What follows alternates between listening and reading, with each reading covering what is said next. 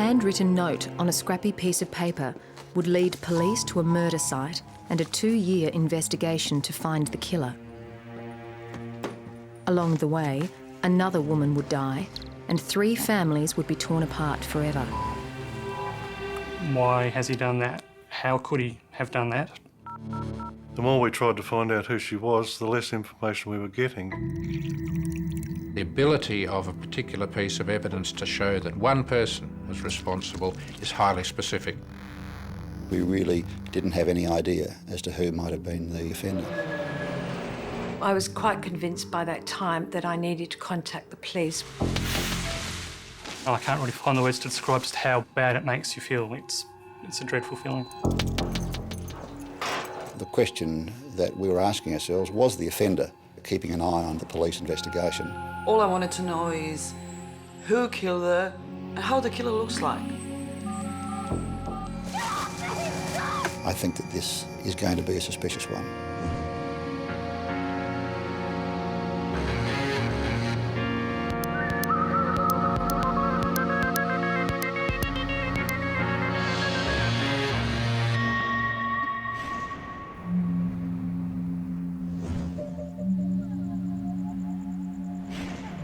The first few weeks of April 1999 were a busy time for police in Adelaide. One of the biggest events on the car racing calendar was on and thousands of people from around Australia flocked to the capital.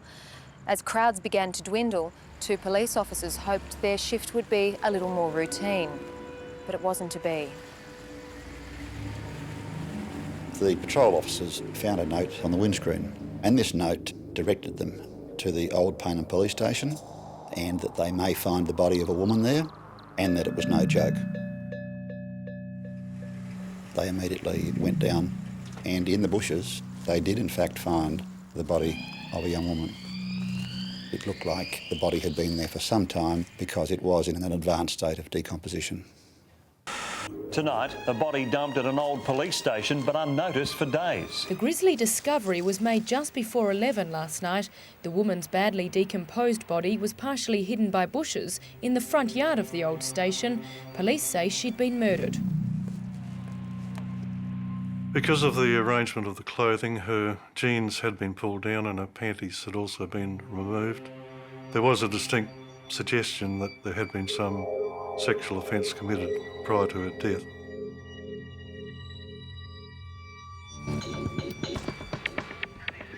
When you go to a scene, basically what the investigating police want to know is the manner of death. And when I looked at that case, it was immediately apparent that it was a homicide they were dealing with. It was a sexual assault homicide from behind. And the reason I say that is the upper clothing that remained on the body included a quilted shirt, and the quilted shirt had been twisted tightly around the neck. And that indicated that the cause of death was strangulation by her own clothing, strangulation by ligature. Apart from how she died, police needed answers to 2 other important questions. Who the victim was, and could they get any estimate on when she died? Pathologists are quite good at identifying intervals since death in that first 24 hours. But in this case, the death was obviously a long time before that. The body was heavily infested with various forms of insect activity, so I knew that I couldn't help them. I knew it was important, but I couldn't help them, so I asked them to get an entomologist out of the scene. Establishing the time of death is critical.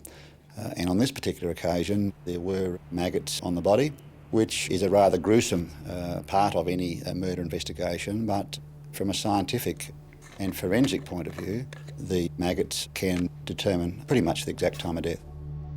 When I took the maggots that I'd collected from the murder victim's body back to the laboratory, I went about in the first place identifying the species of flies that they represented to determine how long I thought those maggots had been in the body of the victim based on the likely temperature conditions that the maggots had experienced. The warmer it is, the quicker maggots will develop. So here I relied upon temperatures from the body as well as temperatures from the Bureau of Meteorology. However, about the weather conditions in the area during the likely time that the body had been lying there. I estimated that the body had become infested by flies sometime during the morning of the 13th of April. It meant that the victim had been murdered the night before, on Monday the 12th of April, some 5 days before her body was found. With regard to who the deceased was, she had no personal effects. We didn't know, other than the fact that she was obviously a young adult female with blonde hair. We didn't know who she was. But when I did the post-mortem, she had 3 missing teeth in the upper jaw and she had a number of gold restorations, and they were sufficiently odd that they would identify the deceased, providing someone reported her missing. The victim is described as approximately 162 centimetres, 5 foot 4 inches tall. She had shoulder-length fair hair. There were a number of females reported missing and similar in description, but because of the approximate age and the general description, it narrowed down to a lady who had been reported missing, Maya Jakic. Apart from her age, height and hair colour, the missing persons report also indicated that the 30-year-old lived nearby to the crime scene. And more importantly, she wore a dental plate to hide 3 missing teeth. The experts examined the actual dental records and they were able to say that positively it was Maya Jakic. But Maya had been missing since the 6th of April, 6 days before the entomologist believed she had been murdered. So where had she been? It was important to try and track her movements. Where had Maya been in the previous week? Who had she been mixing with? Because any of those people might have been suspects, could provide a motive for the murder. What police were yet to realise was that on the same night she was strangled to death, the murderer had contacted them. Yeah, there seems to be a body of some sort in the bushes there. I'm not too sure. I haven't gone near it. Where are you ringing from? When the decomposed body of a young woman was found hidden among bushes, the manner of death was clear. She had been sexually assaulted and then strangled to death with her own clothing. But her identity was only made possible because of 3 missing teeth. I just cooked my dinner and I was putting the dinner on the table. We watched the news and what I saw was a huge shock to me. Maya Jakic's body was discovered on Saturday night after a note was left on the windscreen of a patrol car at the Norwood police station. I just couldn't believe. I almost died of shock because I spoke to her mum just a few days ago. We're looking for her. Her mum was a couple of times a day passing the place where her body was covered with the branches without knowing that her daughter's body was lying on the ground. According to the forensic entomologist, Maya's body had been lying there for 5 days. Her mother, however, had reported her missing 6 days before that time. So it was vital for the detectives to piece together her last movements. Shortly after we'd established who the victim was, the investigation went to trying to obtain any information we could about Maya Jakic, her background, who knew her. It was very difficult because the more we tried to find out, the less information we were getting. There were dozens of people who actually knew her, but when it came down to who in fact she was or what they knew about her, they really knew nothing about her.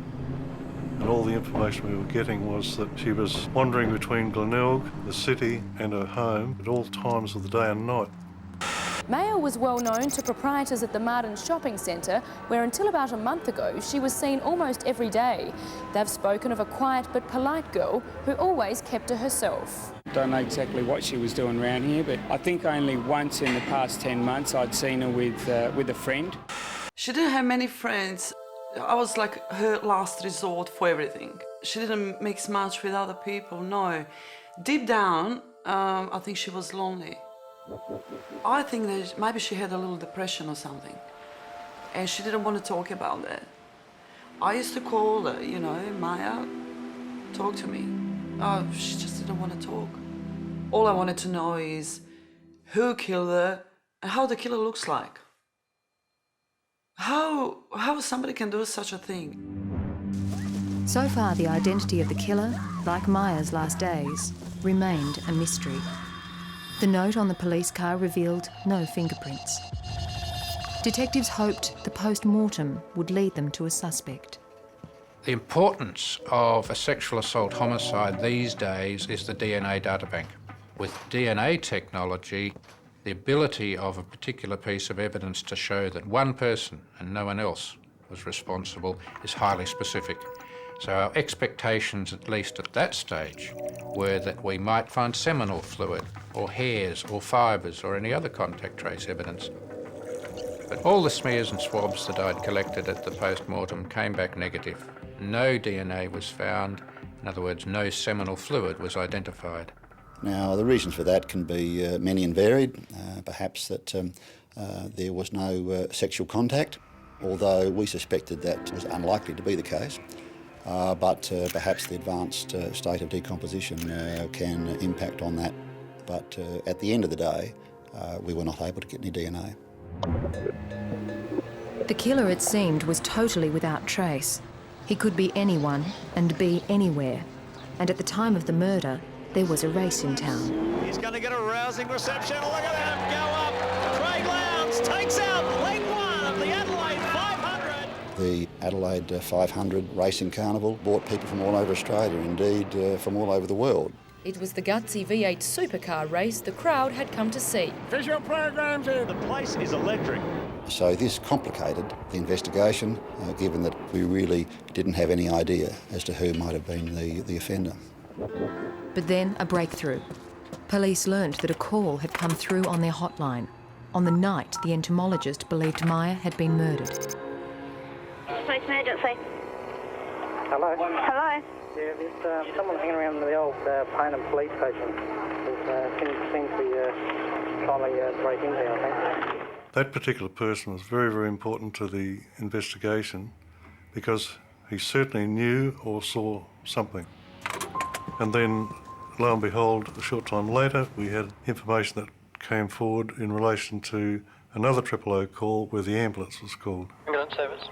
Yeah, I just walked past the old Paynham police station. There seems to be a body of some sort in the bushes there. I'm not too sure. That call was also made on the Monday night. Paynham Road. Haven't gone near it. It's up off Paynham Road there.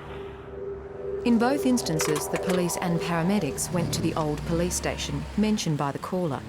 But there was no break and enter or a body, and the calls were dismissed as hoaxes. 5 days later, the note appeared. And fortunately, they didn't go to the old police station, but came here to the old patrol base, where they found Maya's body in the bushes. I think that we were in little doubt once we'd learned of the 2 000 calls and the note that they were all, or the one person was responsible for all of them. And it was fairly unlikely in our view that that person was an innocent bystander. We suspected that that person was in fact the offender. Right, we'll get on ahead. What's your name? One side. Because we can track the 000 calls. The first was made from a phone box quite near to where Maya's body had been located. The other 000 call was made from a phone box near the Royal Adelaide Hospital. Where are you ringing from? A phone box? In the Adelaide? Yep. In the Royal Adelaide? Yep. So how do you know what's happening out at Paynham there? Well, I've just seen that there's a body there about half an hour ago. All right. You didn't stop to see what was happening there? No. No, all right. We'll get on ahead. What's your name? One side. Just let you know anyway. What's that? The question that we were asking ourselves, was the offender keeping an eye on the police investigation? Was he waiting and watching for the police? 30-year-old Maya Jarkic had been strangled to death. Her body left in the bushes outside an old police patrol base. The killer had called police twice on the night he murdered her. And then 5 days later, police believed the same person placed a note on their patrol car. But while he left the note, he left no clues to his identity, except his voice. Yeah, I just walked past the old Paynham police station. There seems to be a body. We had to try and get that voice on the 000 call out to the public. It's not something that we've done before, release a call from Crime Stoppers, but it was so important on this occasion, we believe that was the correct course. This is 7 Nightly News with Graham Goodings and Jane Doyle. Tonight, the tape police hope will help catch a killer. Police are asking you to watch and listen to our first story very carefully. We're going to show you a note sent to police and play an audio tape, either of which may lead to the killer of Maya Jakic, whose body was found at Paynham last month. Hello? Hello? Yeah, there's someone hanging around the old Paynham police station. Seems to be trying to break in there, I think. The voice of the man police believe holds vital clues in the Maya Jakic murder case. Major crime detectives have taken the extraordinary moves of releasing the tapes and note in a desperate attempt to get public help. Well, we're certainly hoping that someone perhaps recognises the voice. Anyone with information is asked to call Bank SA Crime Stoppers on 1800 333 000. Hundreds of calls came in, but there were no solid leads. We had hundreds of calls in respect to those two areas. People saying that the caller was someone they went to school with, next door neighbours, a variety of reasons why they thought the voice was someone and the author was someone else. But unfortunately, it got us nowhere. 2 weeks later, they tried again. With information drying up, detectives have again appealed for a mystery 000 phone caller to make contact with them and tell them what he knows. Even a reward for $100,000 couldn't do the trick. Unfortunately, some of these investigations do reach a stage where you've followed absolutely every possible line of inquiry, and each line of inquiry becomes a dead end. The case remained open but was scaled down. 2 years on from Maya's murder, the team were now occupied with another mystery, the disappearance of 18-year-old Mumi Suzuki.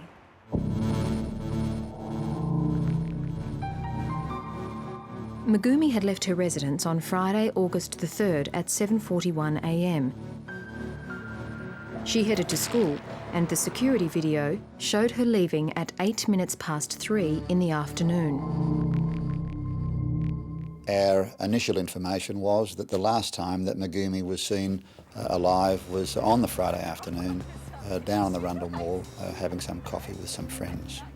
And the last person who she spoke to, she said that she believed that Mumi was going to Grenfell Street to catch the O-Bahn back to the place where she was living.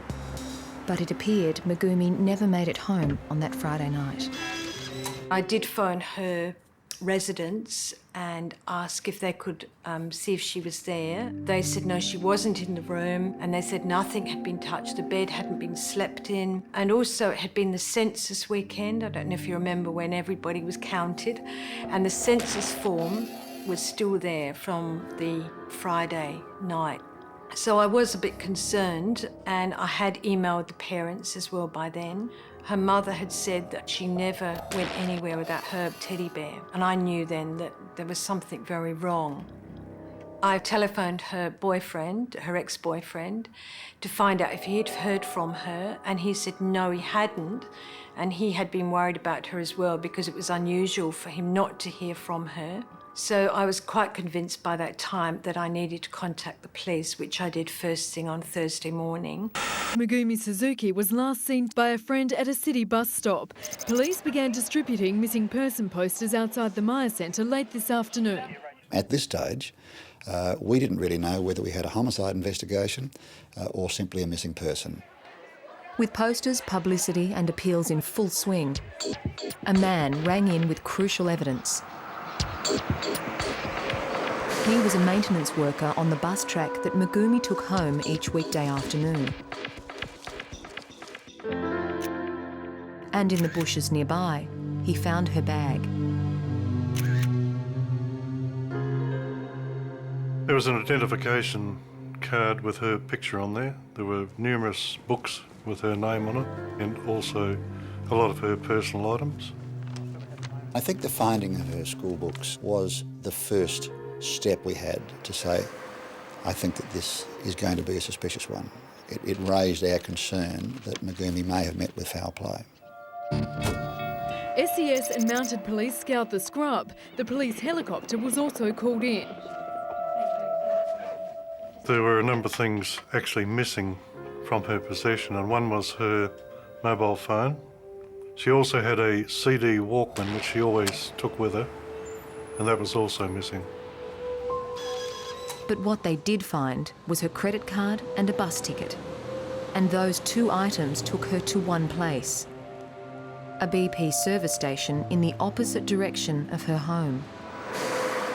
So that alerted the investigators to the fact, well, why had she been travelling down there? Who might have she seen down there? And how might that information assist us in our investigation? The BP console operator could pinpoint from his records what time and exactly what she purchased. She had purchased a SIM card for her telephone. That alerted us to her mobile phone. We were able to then do some checks on the call charge records. Megumi made 12 calls that night. The last, a text message, sent to her ex-boyfriend, who lived only a stone's throw away from the BP station. It was fairly obvious now as to what was motivating Megumi to be at that particular location at that time. It was to go and see the boyfriend. The last known sighting of 18-year-old Megumi Suzuki was at a BP station where she had bought a phone card. The records showed her last call was a text message to her ex-boyfriend. We knew at that stage that he lived in the very near vicinity of the BP service station. We actually spoke to him, and he was with friends at another location that night. I think it was the picture show. He was very, very helpful in our investigation. He was distraught and was making every attempt to assist the police in trying to locate Megumi. It was about a week later that he contacted police with a piece of underclothing, in fact a pair of pants, that he suspected may have belonged to Megumi. So it was important to determine and confirm, were they Megumi's? In her room at the student residence, detectives found underwear of similar styles. The distinguishing factor that did stand out was the fact that all her underwear, or the majority of her underwear, were all matching sets. The bra that matched those pants wasn't located. But through subsequent forensic testing, we were able to get a DNA match and confirm positively that they were her clothes. It was a worrying sign, more so as her pants had seemed to appear out of thin air, just like the note on the patrol car. It was interesting as to how did those pants get there? Were they placed there? Did they blow there by the weather? But with no real evidence that Megumi had met with foul play, all the police could do was keep asking the public for their help. Police will begin targeting city nightclubs as part of their search for missing Japanese student Megumi Suzuki. Police will hand out the posters this weekend to the city's dance and karaoke clubs, where Megumi was a regular. Although we have grave fears, at this stage I think that there is still a glimmer of hope. We will continue to work on that basis. Megumi's parents have flown from Tokyo. They've released a statement thanking police and appealing for more information to help find their daughter. We love our daughter very much. We pray that in the coming hours there will be some positive news. And it appeared their prayers were answered. The witness and his wife claims they were only metres away from the missing student outside the Aqaba Hotel at 11:30 this morning. A dozen police patrol cars converged on the area. Streets surrounding the Howard Florey Reserve were blocked off as the dog squad and uniformed patrols thoroughly checked homes and questioned residents. This particular sighting was from a person who knew Megumi and was associated with her accommodation. I actually spoke to him myself, and other detectives spoke to him. We were satisfied that he believed the person he saw was Megumi. And as a result of that, we thought, well, hello, yes, she's still alive. I'm just glad that she's been sighted because she's not dead. That's the main thing. That's good news. good for her parents to know that she's okay and safe and sound. You wouldn't want to be in that position yourself. The parents of missing teenager Mumi Suzuki have made an emotional plea to their daughter to come forward to police. Megumi, もしこれを見ていたら早く出てきてほしい。 Megumi, if you saw this, please come forward as soon as possible. Father and mother can't sleep every day. めぐみ、何も心配しなくていいから。 Don't worry about anything. Please come forward as soon as possible. Father and mother will protect you from now on. Please come forward. But Megumi never made contact, and there were no more sightings. At the one moment we thought that she might still be alive, then those hopes were dashed. It was a roller coaster ride to us. We can only try and imagine the roller coaster ride that the parents were on at that particular point in time. 8 weeks after Megumi had gone missing, her photo was put onto a new police website that had just been developed.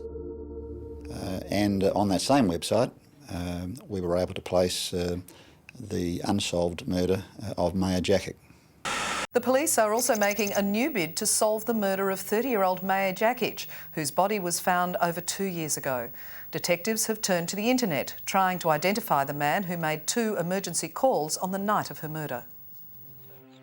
Yeah, I just walked past the old Paynham police station. There seems to be a body of some sort in the bushes there. People could dial onto the internet and listen to that call from indeed anywhere in Australia or perhaps anywhere in the world.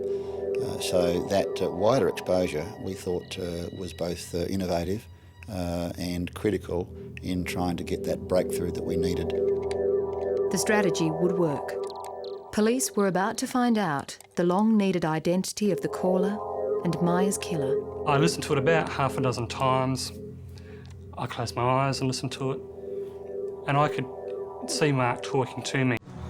Police knew that the killer of Maya Jakic was most likely the same person who made 2 emergency calls on the night that Maya was murdered. Who he was had eluded them. That was until the internet pulled him into its web. The following is a taped voice of a male person who contacted police and ambulance 000 facilities during the... And one particular person heard his voice. 1999. Police are seeking your assistance to identify the caller. I logged on and found the tape and listened to it, and listened to it, and listened to it. And I listened to it about half a dozen times. I closed my eyes and listened to it. Yeah, I just walked past the old Paynham police station. There seems to be a body. And I was 90% sure that it was my brother. Perhaps Mark was involved with this crime that seemed rather out of character for Mark. He'd never been violent as far as I knew. So I listened to the tape again. And I remember I walked up the passageway a little bit and closed my eyes so there was some distance from the voice. I don't know, I can vaguely see him. He's got a flashlight flashing around the place. Inside or? In the round the place. And I could see Mark talking to me when I could hear that voice. So I sort of decided then that I had to ring Crime Stoppers. And if I'm wrong, I'm wrong. It's there's no damage done. But if I'm right, well, they need to know about it. Stephen Rust said that he'd been away for a number of years and had just come back. He's seen the publicity, he heard the voice. Yeah, there's someone hanging around the old Paynham police station.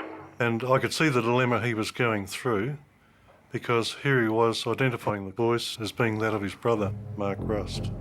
Mark Rust was certainly known to us.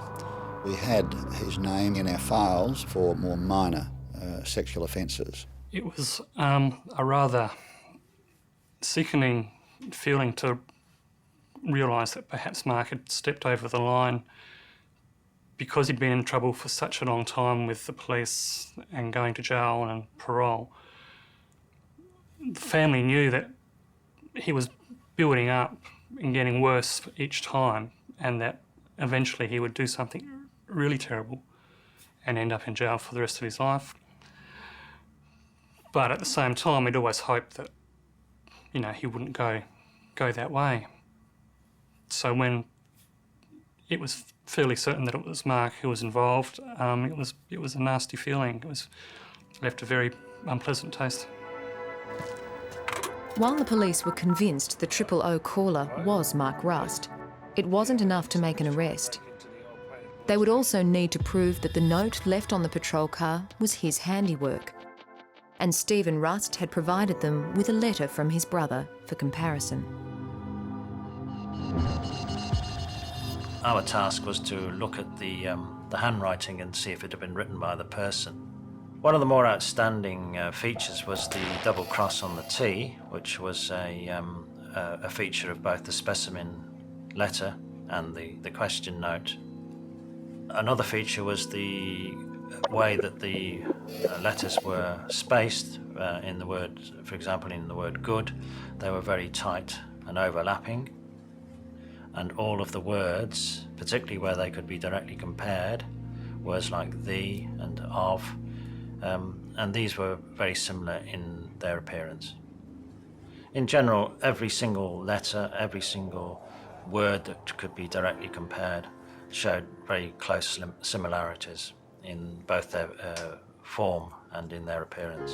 I was convinced that the same person had written both the letter that was found on the patrol car and the specimen letter. So after assessing all of the evidence, we were satisfied that we had a reasonable case, and as a consequence of that, the detectives went out and made the arrest.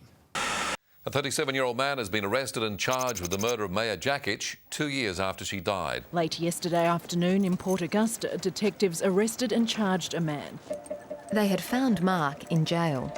His minor sexual offences had progressed to rape, and he was currently on remand in a prison some 300 kilometres away from where Maya was murdered. Police don't believe there was any relationship between Miss Jakic and the accused. Her parents in Croatia have been contacted by detectives and say they're very pleased about the arrest. Shortly after Mark Rust was charged and went back to the prison at Port Augusta, he obviously needed someone to confide in because he was probably shocked that he was eventually arrested. This resulted in an informant contacting us who passed on some very valuable information. Mark had remained silent when he had been questioned and then charged with Maya's murder. It was a different story back at the prison. The informant said that Mark had told him that he saw a tall, blonde girl walking along Paynham Road. He spoke to her. A struggle ensued, and then he pulled her into the bushes where he had sex with her, and he eventually ended up strangling her. But it was what the informant told the police next that was totally unexpected. As a result, we had to move very quickly and make a search of Mark Rust's cell and his belongings. What they were looking for and found was a CD player. A CD player similar in shape and colour to the one that missing school student Megumi Suzuki had with her on the day she disappeared. We contacted the mother in Japan, and she was in a situation where she could produce all the relevant document dating back and tracing that sale with the serial number to her and Megumi in Japan.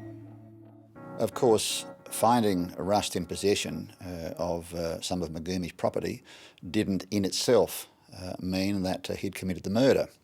So whilst it was an important part, there was still a lot more work to be done by the team of investigators. 37-year-old Mark Rust had been arrested and charged with the murder of Maya Jakic.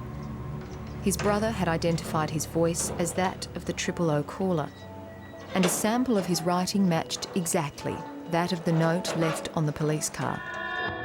Now Mark was a suspect in the murder of 18-year-old Megumi Suzuki.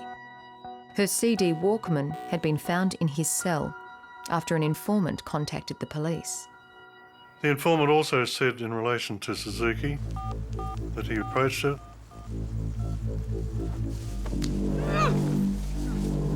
He had sex with her, and he said to her, "Don't look at me, whatever you do." She looked at him, saw his face, and as a result he attempted to strangle her. And then he actually killed her by hitting her on the head with a rock. We were also told that Megumi had been murdered on a vacant paddock and that he had burnt clothing or something there. As a result of the information, we went back to the BP service station. Directly opposite was a vacant block of land. We made a search of the vacant block of land and we found the seat of a fire. The fire brigade was contacted.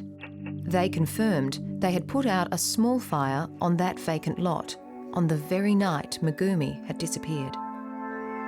Near the fire we found a rock which could possibly have been used in the offence. We found bits of burnt clothing and arm bracelets, and we knew that these were jewellery worn by Megumi Suzuki. But Megumi's body had yet to be found. The only clue from the informant was that Mark Rust had dumped her into an industrial bin.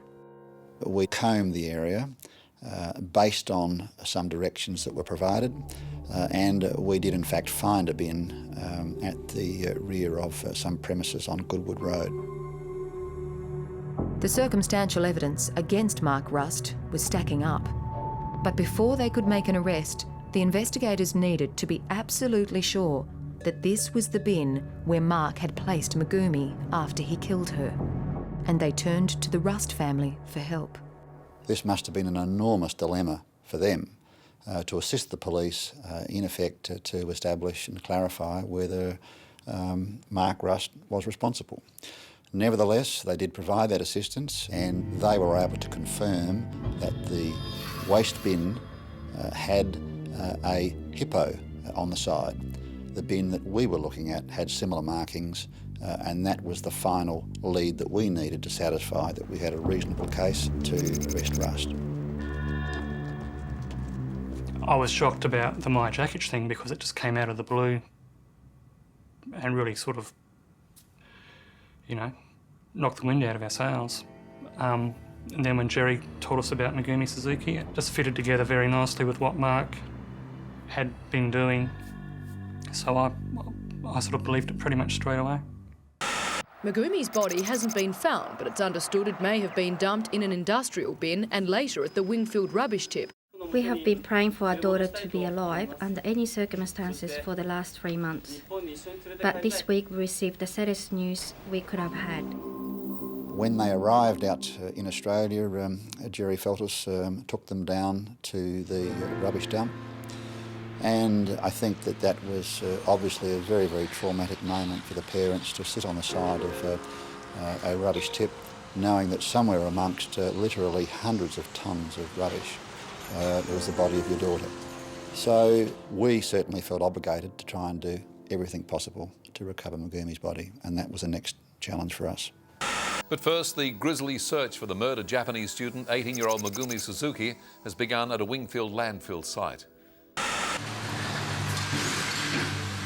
Megumi was dumped at the site nearly 4 months before, so numerous layers of baled rubbish were discarded until the level they believed she would be in was located. Then those bales were broken apart and searched. We had to go through every bale. We were looking for things that related back to a particular date. We had to go through newspapers, invoices, everything with dates on it to ensure that we were in the correct area and we weren't moving out of it. You were going through trying to find things which kept you on track. And after 11 days, and after removing tens of thousands of tonnes of rubbish, they were in the exact spot, and Megumi's body was found. There was a mixture of relief and sorrow to think that someone could meet such an untimely death in the way that Megumi was murdered, and then to have a body dumped in the location that it was dumped was absolutely horrific. The amazing thing about finding the body of Megumi Suzuki is that she still had her boots on, she still had clothing on, and the bra that she was wearing was an identical match to the pants which her ex-boyfriend had found in the laneway months earlier near the vacant block of land. We believe that our daughter was found, thanks to the efforts of everyone involved in her search. We realise it was a very difficult task considering the circumstances. It is no exaggeration to say it was a miracle to find her so quickly. But Rust's confession to murdering Magumi didn't come quickly. He maintained his innocence, as he did for the murder of Maja Đakić. Then, exactly 1 year after Magumi's body was found, he changed his plea. There's been a shock development in the murder of Japanese student Megumi Suzuki. A 37-year-old man from the northeastern suburbs has pleaded guilty. I know that you've done this. You know you've done it, and you need to put your hand up for it so that there's not a big court case. These poor families aren't dragged through this muck, and we can all get over it as best we can and bring some closure to everyone's life. 6 months later, Mark Rust also admitted to the murder of Maja Đakić on the 12th of April 1999.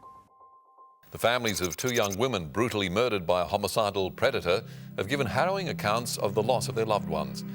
On behalf of the families, friends gave heartbreaking accounts of how the murders have totally devastated dozens of lives. Fusei Simpson described the Suzuki family's anguish, quoting Magumi's mother, "It makes me insane when I think of her being treated like rubbish." Ida Gregov related the thoughts of Maya's mother, Jagoda. Why would anyone want to kill Maya like an innocent bird and cover her with branches and cover his dirty crime? I've done it with all my heart. And I did call Maya's mum and I said, this is what I've done. I actually spoke on your behalf. And I saw the killer. And it's done, I said, it's finished. Mark Rust was sentenced to life in jail without parole for both murders.